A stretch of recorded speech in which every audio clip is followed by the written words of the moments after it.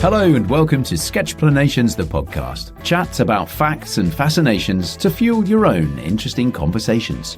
I'm engineer and broadcaster Rob Bell, and also on the mics we have designer and creator of Sketchplanations, Jono. Hello, chaps. And entrepreneur and past winner of The Apprentice, Tom Pellereau. Hello. Hello. Any announcements you want to make before we get started, guys? Yeah, I didn't get the memo about that, sorry. No, all good. Just thought I'd give you the opportunity. There's anything you want to say? Yeah. I have one, for what it's worth. Last week, this podcast switched from having the most total listeners in the UK to having the most total listeners from the USA since we've been going. So from now on, listeners, we decided that we're all going to talk in American accents. I'm going for generic Midwest. Jono will be affecting a Californian accent, and Tommy's choice was interesting, but he's gone for the Deep South. So how y'all doing? This is not something I'm going to be able to pull off at all. Going to get a glass of water. This time, we're talking about what I think is right to describe as a fun observation that Jono's made and created a sketch for. That with indoor games especially, you play until something gets broken. Now, you can see the sketch as the artwork for this episode, and if you want to see any of the Sketchplanations collection, head to sketchplanations.com, where you can also navigate to listen to any of the past podcast episodes. Right then, Jono, play until something gets broken. What can you tell us about this? First off, I love indoor games. Just generally, playing indoors is great fun. And actually, I suppose maybe it comes also with UK, right? You got UK weather and dark winters and stuff. So playing indoors is genuinely quite practical and necessary. Yeah. necessary. Or you've got a small house, a little flat or whatever, and you want to have some fun. So, yeah, I don't know. We play quite a lot of indoor games, and as a kid, I've played quite a lot of indoor games. And I don't know if this is an official rule in a rule book anywhere, but I definitely think it's pretty universal, is that you keep playing as long as everything's still intact. As soon as something's broken, right, you're like, actually, maybe we should stop now. I don't know. You can tell me. Maybe you don't. Maybe you just keep going. Well, Tommy, knowing yours and your wife's actually penchant for silly made-up games, especially after dinner, perhaps after a couple of drinks or so, I think this matches your experience pretty well as well, doesn't it? Well, certainly it matches my experience growing up, and also at school. But and I was amazed at the time, and we have had to stick to it. Sarah has banned all ball games in the house. All ball games from the very beginning, from when the kids were absolutely tiny. And at the time, I was like, "Oh, what does it matter? You know, they're only young; they're not going to hurt. It's only softballs." Blah blah blah. And then a friend of ours came around, and she was like, "Yes, you are absolutely right, Sarah, because my kids are now kind of teenagers, and there's almost no stopping if you allow any playing." As a result, the house is a lot nicer. When I grew up, everything was always broken around me. Certainly because you play so many games and you break so much stuff. Accident. It's just an accident. Play until someone shouts at you. Yeah. I mean, it definitely applies to me as a kid. I can remember it distinctly, usually with my little brother as well, and particularly where my mum had asked/told us not to play that game in here because you'll break something. Yeah. So I do remember my brother and I used to spend quite a lot of time in, like the hallway upstairs outside where the bedrooms were. You'd just have a relatively long space, long and thin space that you would whack balls back and forth to each other and try and get it past each other. But there's nothing really in a hallway to break, right? Well, there wasn't in this hallway. It was just doors and walls. That was it. So yeah, that was a pretty good solution, I think, that we came up with, rather than kicking balls around the house next to the ornaments. Probably echoed around the house, smashed into a few doors. It was a soft kind of spongy ball. Yeah, brilliant. But the bodies probably weren't. Well, I was a kid. Yeah, I did wonder if there's actually probably the rule number 2 is you play until someone hurts themselves. Yeah. Well, yes. Yeah. I think there's a lot to explore here, Jono. Something gets broken. I had a friend who was practicing taekwondo in the bathroom, and he kicked the sink and broke his foot. Yeah. And so, you're probably not going to practice in the bathroom anymore. I mean, in retrospect, it sounds pretty obvious, doesn't it? But if you've done a few kicks and not broken your foot, you might be like, this is fine. I have a similar experience. I sprained my ankle pretty badly and had it as a what was I'd been about 15-year-old, and I was on crutches for about 5 weeks or so. Couldn't put any weight on it. So I was on crutches around the house, and I thought it'd be fun to swing on the crutches. So I was swinging back and forth, and then I broke my toe because I cracked it on the side of a chest of drawers, playing in the house. While you were already, I was already on crutches. It was the other foot, so it was all right. It evened it up. Exactly. I mean, what did you do then? I didn't do it again. That was the end of that game. Well, then you're in a wheelchair, rocketing around down the stairs. Yeah. Well, we have a big sort of round bin with different types of balls, and there are, like, Tom, I totally get it. A lot of ball games shouldn't happen in the house because the balls are too hard, they're too heavy, stuff will break. But there's a lot of soft balls, and we've got all different types of balls and different size balls, and some of them I think are fairly suitable. So, for example, you might not be able to play football in the house, but you could perhaps play with balloons. Yeah, good. Yeah, balloons. That is kind of allowed, actually. But you can still break stuff when you're playing. A balloon with could knock over a slightly top-heavy vase. Yeah. Or as you reach for it, and you can not look where you're going, and you can whack your head on the radiator. All sorts of stuff. Great fun. You've almost got a dedicated room for the big bin of balls, don't you, Jono? The spare room. It's pretty good. Yeah, we actually say, should we play some front room games sometimes? Oh, great! and we've got all sorts of different games. There's a sofa bed in there, which makes a good goal sometimes if you want it. Nice. We've also got you can have some quite fun ones. We've got some glow in the dark balls. And somebody got us a cool frisbee where when you throw it, it's really light now. They make indoor frisbee, so it's super light, but it lights up once you throw it. So if you go in there and you turn the light off in the winter, it is pitch black. That's great. And playing with those is pretty brilliant. What's breakable in there? There's a wardrobe with a mirror. Yeah. It's got a big crack in it. Picture frames up on the chest of drawers. I have playing one of those games, not one of the dark ones. I know maybe it was a dark one. I smashed the lamp just on the inside of the door. Cut myself. So we stopped playing that night because there was glass in it. That was in the dark, was it? In the dark. Was in the dark. Yeah, well, I forgot it was there because it was didn't see it. Yeah. So we've got one which isn't glass now, so that's better. So now you can play again. Oh, that's very good. We played a lot of these made-up games at uni when we were living together, didn't we? Yeah, it's brilliant. The corridors in some of those houses were amazing for just any kind of game. Yeah. Cricket, football, anything. Student halls, the length of those corridors, amazing for putting. Putting. Put a cup down one end and just hope for the best. Great fun. Yeah.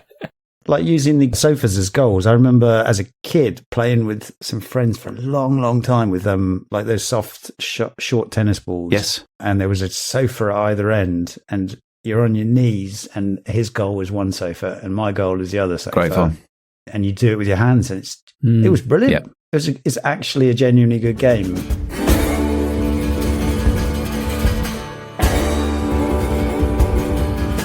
Can we talk about the sketch a little bit, Jono? Because it's quite funny.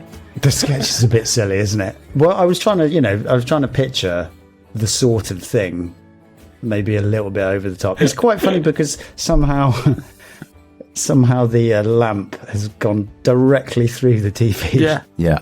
This is your front room. This is front room games, isn't it? This is the lamp that you broke. That's pretty much it. No, it wasn't a standing one, fortunately. And we don't have a TV in there, nor do we have a jug or a freestanding mirror. But it looks like they were probably having a great time until... Look at that. Look at the guy flying through midair. He's so committed to that game. He's having such a great time. All in on this game. Yeah. And then sadly, they lost the TV, and somebody's going to start shouting. Maybe it'll land on some broken glass. You know what are those drawings called? It's kind of an illusion of the eye. Is that a thing? An illusion of the eye? An optical illusion. That's it. Sorry. One of those. Where I'm thinking of the one where the steps continuously go up and up and up and up and up and up. Yeah, like the Escher Impossible Staircase. There you go. You've done the impossible TV lamp combo, it seems, with this, Jono. Yeah, the joy of doing this as one of the early sketches was when it was just not digital and it was just a pen and I couldn't erase anything.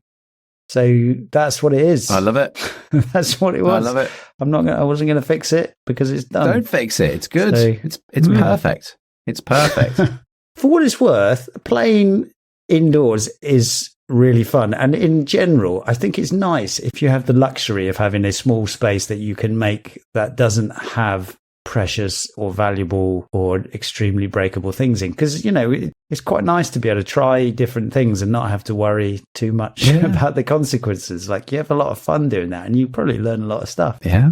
Yeah. Because I was thinking about that with our house. We don't really have enough space for like a, workshop for like making a mess and cutting things and not having to worry about the floor and sweeping up afterwards immediately, that kind of thing. And it's good to have a space like that. Yeah.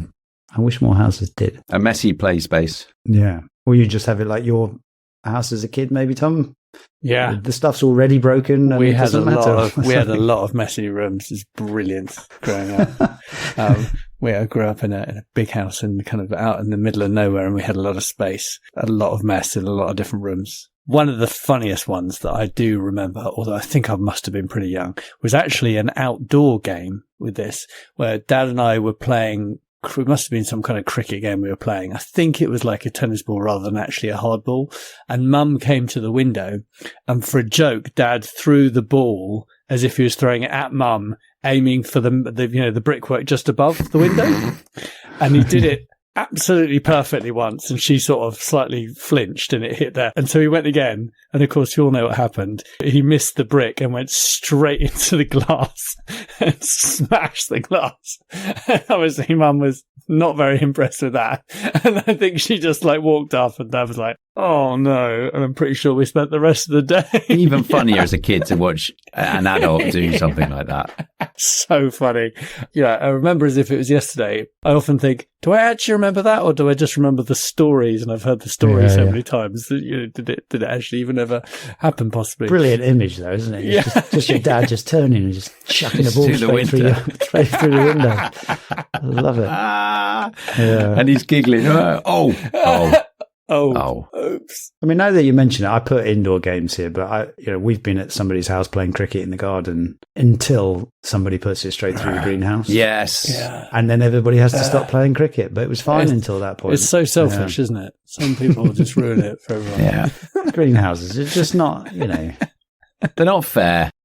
And we've talked a lot about it kind of as kids, but more recently, and I won't say exactly how recently, but definitely as an adult, there was a period where instead of going out on a Friday night, a good mate of ours and I would stay in on Friday night and set up a quite convoluted bunch of firing ranges around the flat with various different targets and like point systems. And we played with a whole load of Nerf guns that we'd built up. There was even one Saturday afternoon where I remember there were about 6 of us, and we had a massive team battle royale with Nerf guns around the house. It wasn't a massive; it was a flat for about 2 hours. Really high adrenaline, really funny. But I do remember that came to an end when someone took the Nerf bullet to the eye, and it was like, okay, we should probably stop this now. It was fine, but that's probably enough. But as someone now in their mid-40s who keeps themselves relatively fit, there's no way I'm as flexible as I used to be. I do find that with outdoor games, it is often we play until someone gets injured. Yeah. Hamstrings. I'm thinking like 5-a-side is an absolute classic, isn't it? Yeah. The pulled hamstring. How many times have we all seen that? If you don't play that regularly, we've been out mountain biking a few times, us three with others, haven't we? And I don't think anyone's had a massive crash, but if they had, that's definitely them out for the day. And probably we all go, I should probably stop now. And do you know the last run when you're skiing or riding on the mountain, you go, oh, come on, just one more. Oh, dangerous. So I do feel it's a very similar vibe for adults as kids, isn't it? Yeah, it's a different type of injury. Yeah, different type of break. Different type of break, sorry, yeah. Until someone breaks something. Until someone pulls a muscle. I do remember being on a school trip once, and it was like the first night, and there was like 7 of us in this hotel room, and I don't know, everybody was like, right, pillow fight. And so everybody was like having at it with pillows, and then the door was closed, it was night, and one guy picks the pillow up over his head, goes for a massive swing, completely takes out the lampshade at the top and the light fitting, and the room gets instantly plunged into darkness, which is quite fun anyway. Yeah. Everybody like dives for their bunks, and then, the member of staff, I just remember the member of staff opening the door with a massive, what's going on? Poor guy standing in the shower of glass. And we're pretending we weren't having a pillow fight. Everyone pretending to be asleep. Yeah, I was just lying on my bed.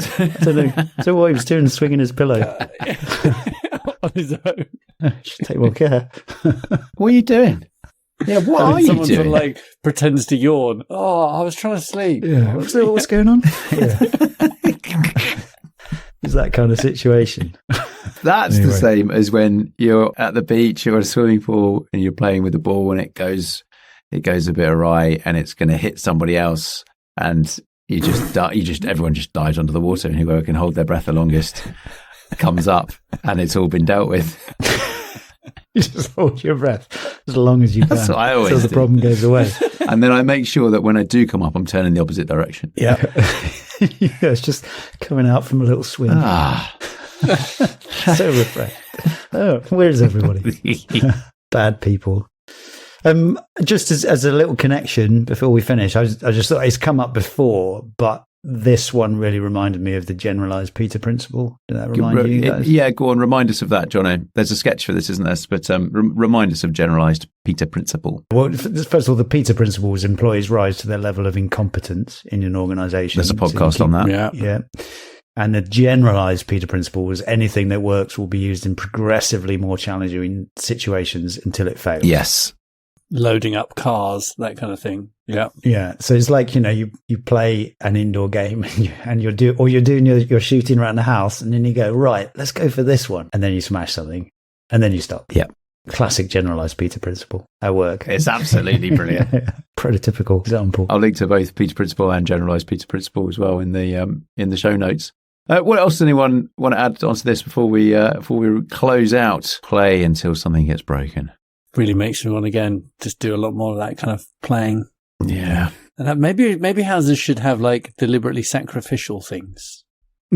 What, you're saying that there's an element of satisfaction in something getting broken, and that we should revel in that? Well, just, maybe when I'm a grandparent, got the kids, I'm just going to have certain things up so that they can be broken, so the games will stop without me having to be the killjoy to stop the game. But it actually doesn't matter. Precariously planting vases and stuff in the room where the kids are playing. Vases, yeah, made out of even more breakable than just normal ceramics. But it's not going to hurt you. Or the like stunt vases from films, so they really shatter and smash. Yeah. Small charge in there goes off. And inside it'll say, "I told you to stop playing." There's been some fairgrounds we've been to, and there's actually like a type of store, isn't there, where they've just got some really cheap like mugs and old plates and stuff that people don't want anymore. Okay. And the stall is you pay some money and you chuck some balls at these old bits of crockery and smash stuff. Great fun. People quite like it. Yeah. It's quite fun, So if you wanted to get rid of some stuff, I guess you could have a room smashing. Yeah, that's really nice. I did that once in where was I? Northern Ireland. I was filming over there, and we're at this pottery factory called Balik. So it's quite nice by appointment of Her Majesty the Queen. There's some in. At the time, there's some in Buckingham Palace, some Balik pottery. And within the factory, there is this box, this perspex box that you can see through, that is full of it's kind of defects of the porcelain. Kiln explosions or that sort of thing. And within it, they've got this big stick with a kind of like a thump on the end of it, and you can just smash it. It's there for their employees to go along and just smash stuff if they want, and then move on. They're just walking by. Oh, I'll have a quick smash. Smash. Might as well. And then just move on. I thought it's absolutely genius. That is great, isn't it? Everybody had something like that. You're right, Tom. It's really satisfying. Get your stress out after a tough meeting. Yeah. Just go smash some plates. One of the best fairground things I've ever been to, and there's probably a reason I've never seen it again. I was pretty young, must have been like 8. Okay. And there was this car at the fairground, right? And it had been obviously quite a bit smashed up, but you paid and then you got given a hammer and you could just go and smash on this car. It's the most ridiculous thing. But people loved it, as you can imagine. You could pay different amounts for different sizes of hammers. So obviously I was a kid, so I get the little one. But there were adults there with like sledgehammers.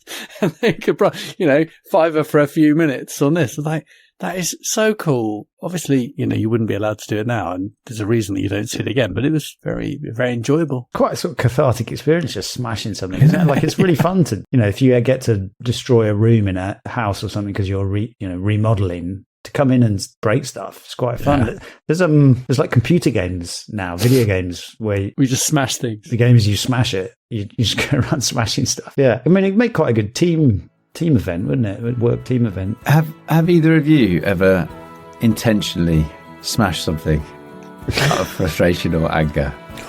Don't think so. Go on. Have you? I don't think I have. Walked along. No, you're lying. No. I don't think I have. I'm not like that. I will shout to myself, but I don't think I've ever smashed anything intentionally. Apart from those ceramics in Northern Ireland, but that was just for a laugh. It's like punching cushions or something. Yes. Get your stress out. Yeah. You have a punch bag just to whack something. Tom's about to smash something there. So I think let's say that's it for this episode. Thank you all for listening. Thank you, Jono, for reminding us of the importance of and giving us the opportunity to revel in being big kids again. May it never stop. Until next time, go well and stay well. Goodbye. See ya. Thank you.